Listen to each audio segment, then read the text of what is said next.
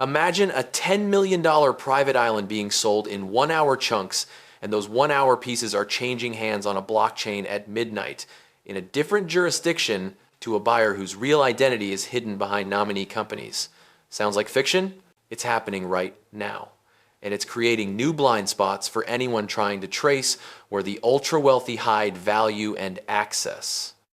This presentation explains how invitation-only clubs, superyacht timeshares, private island access passes, and perpetual VIP memberships are being carved into tokenized, tradable securities, and why that matters to compliance teams, investigators, and serious buyers. We'll walk step by step through the mechanics, show a reproducible hypothetical case flow from initial offering to an off-market exit, highlight the practical red flags to watch for, and close with an investigator's playbook plus 3 immediate signals every buyer and platform should monitor. Quick disclaimer up front, this is educational and investigative content only, not legal or financial advice. Always consult qualified counsel before acting on complex tokenized investments. Let's start with the asset. We're not talking about fungible crypto tokens or art JPEGs alone. Since 2023 and accelerating through 2024 and 2025 into early 2026, firms began packaging real-world luxury access memberships in invitation-only clubs, yacht timeshares, private island access quotas, and perpetual membership passes as tokenized offerings. These structures typically use one of 3 technical and legal forms: a special purpose vehicle that holds the legal title or contract and issues digital tokens representing equity or membership, NFTs with embedded off-chain benefit agreements that promise access, or DAO and co-op membership tokens that govern who gets to use assets and when. Why package a single membership into tokens? Liquidity. A seat in a perpetual club or a week on a superyacht is illiquid. Tokenization lets issuers fraction it into many tradable units, marketed as liquid access or fractional ownership. Industry data showed real-world assets tokenized reached roughly $17 to $24 billion by mid-2025. That includes many asset types, private credits, lead, the totals, but luxury access is a growing niche within this wave. Here's where it gets interesting. Issuing documents often call tokens utility access rights designed to avoid securities scrutiny, but regulators and advisors repeatedly warn that token form doesn't determine status. Economic substance does. In other words, don't be fooled by the label. If it looks and acts like an investment, regulators will probably treat it like one. Now the plumbing. How does a single membership become hundreds of tokens? First, a sponsor forms an SPV often in an offshore-friendly jurisdiction, and the SPV signs the contract with the club, yacht operator, or island manager. The SPV holds title or the contractual right of access. Next, the SPV mints tokens on a blockchain, ERC-20 for fungible shares, ERC-721 or 1,155 for unique access units. The white paper or subscription documents tie those tokens to the SPV's economic interest or to off-chain benefit rights. Custody arrangements and insurance are kept off-chain. The SPV or a trustee holds the real-world asset.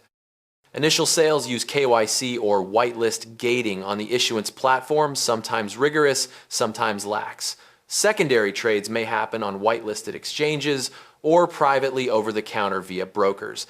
Crucially, many offering documents include transfer consent clauses, but the contractual mechanics for automatic reassignments on a token transfer are not always ironclad. Pay attention. The on-chain ledger records token transfers, but the off-chain contract who actually gets to step on the yacht next Friday often depends on paperwork held by the SPV or trustee. That separation creates the forensic blind spot. So you see addresses moving tokens on blockchain explorers and think you have full visibility, but the ledger can be a mirage. Common obfuscation vectors include layered SPVs and nominee operators, where an SPV is owned by another SPV and then by nominee trusts. Each layer adds friction for investigators. Nominee custody splits are common, tokens held in a custodian wallet while the off-chain benefit is assigned to a different beneficial owner under a side letter. Marketing will assert synthetic provenance, claiming token holders have rights without creating enforceable on-chain mechanisms. And off-chain benefit swaps let parties privately agree to swap access without updating blockchain records. A concrete pattern to watch for is repeated microsplits and recombinations of fraction tokens right before a private sale. That creates a wash of on-chain noise masking a single economic transfer off-chain.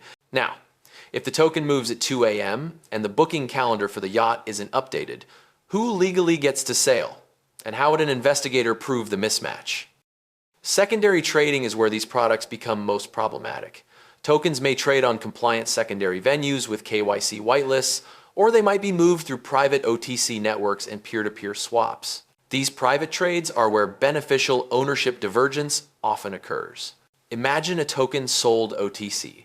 The buyer receives the token in their wallet, the seller pockets cash through an offshore account, and the SPV never updates its beneficiary register because the transfer was private or required trustee consent that was never requested. From the blockchain, you see the token change hands. From the SPV's side, the same benefit is still reserved for the old owner. This is exactly how access can be sold twice, once on-chain and once off-chain, enabling double counting of benefit capacity and opaque value flows. Regulatory signals in the market are mixed. RWA tokenization grew rapidly in 2025 with figures in the mid-tens of billions. Industry advisories emphasize that KYC and AML have to be applied to both token movement and the underlying benefit. But many bespoke platforms do uneven KYC, especially when issuance is routed through permissive jurisdictions. Time for a reproducible walkthrough. Follow this chain closely. It's the spine of the investigative playbook. Step 1. Launch. A sponsor forms a Cayman SPV called Blue Anchor Limited. Blue Anchor signs a 10-year operating agreement with a superyacht operator for 52 weeks of access per year and 1 perpetual membership seat. Blue Anchor mints 520 ERC20 tokens called Yacht Hour, each token representing 1 week. An initial tranche is sold via a boutique platform advertised as an access token. KYC during the primary sale is cursory investor emails and passport scans uploaded to a platform hosted in another jurisdiction. Step 2. Custody. The yacht operator accepts Blue Anchor as member on the basis of the SPV's contract. Off-chain, Blue Anchor maintains the booking ledger. Tokens go to buyers' wallets. Off-chain rights are expected to be assigned by internal process to the token holders. Step 3. Secondary. 6 months later, a high-value holder sells 50 tokens OTC to a private buyer. The transfer is executed via a private swap. Tokens move on-chain from wallet A to wallet B. The OTC broker reports the trade internally but does not push for immediate trustee consent or a reissue of the SPV beneficiary register. Step 4. Nominee layer. Wallet B is a custody wallet controlled by Nominee Co., an intermediary. Nominee Co. uses another SPV to hold the off-chain booking rights under a side letter. Nominee Co.'s internal ledger shows beneficiary X, but public records for Blue Anchor still list the original buyer because Blue Anchor's trustee requires formal notice for beneficiary updates. Step 5. Exit. A year later, beneficiary X wants to liquidate but prefers a private sale to avoid platform fees. Tokens are split into smaller units, recombined, and a bundle of 200 tokens is sold through an offshore broker to a shell company in a different jurisdiction. On-chain, it's neat. Off-chain, the yacht operator still believes Blue Anchor will approve booking requests only for the original tranche unless the buyer produces a notarized transfer affidavit, which is never provided. Investigative implication. Following only on-chain trails gives half the picture. You must pursue SPV records, nominee chain documents, subscription agreements, side letters, and trustee consent filings. If you're investigating or conducting compliance due diligence, here are concrete red flags and 3 practical signals every buyer and platform should monitor immediately.